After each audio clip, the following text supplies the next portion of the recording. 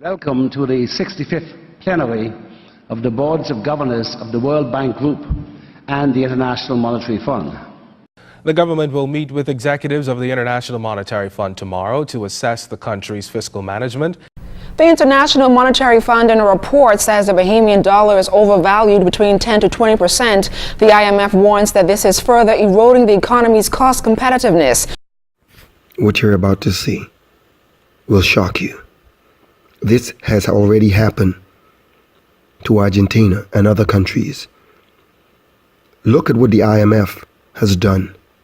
We have gone down this same path. I have one question for the Bahamian people. When are we going to wake up? This should be shared throughout the Bahamas. Share the video so we can wake this nation up.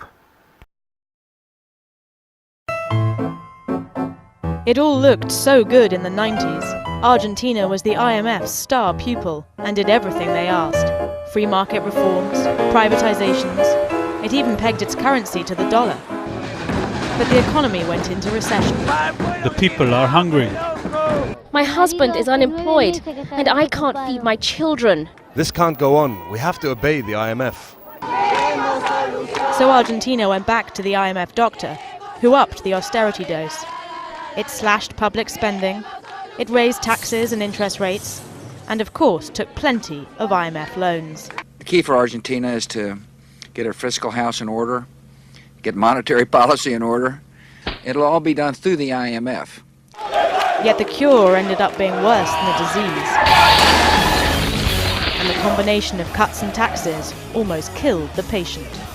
Prescribing these fiscal spending cuts and cuts to the salaries of state workers and of the retired means that the economy is going to contract because there's going to be less spending in the economy.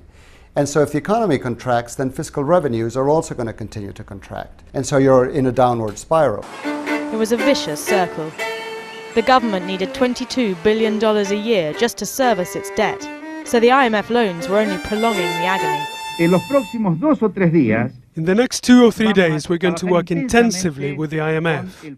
What followed was enormous capital flight and a run on deposits. And with its currency pegged to the dollar, Argentina had no room for maneuver, and it became insolvent. I think following the IMF prescriptions has been part of the problem. At $132 billion, it was the biggest default in history. You'd think this would be a salutary lesson. So why is the IMF prescribing the same to Greece? There is a time under the sun for everything.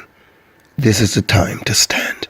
The International Monetary Fund found that the Bahamian dollar was 17.6% stronger than the level deemed consistent with fundamentals and desired policies.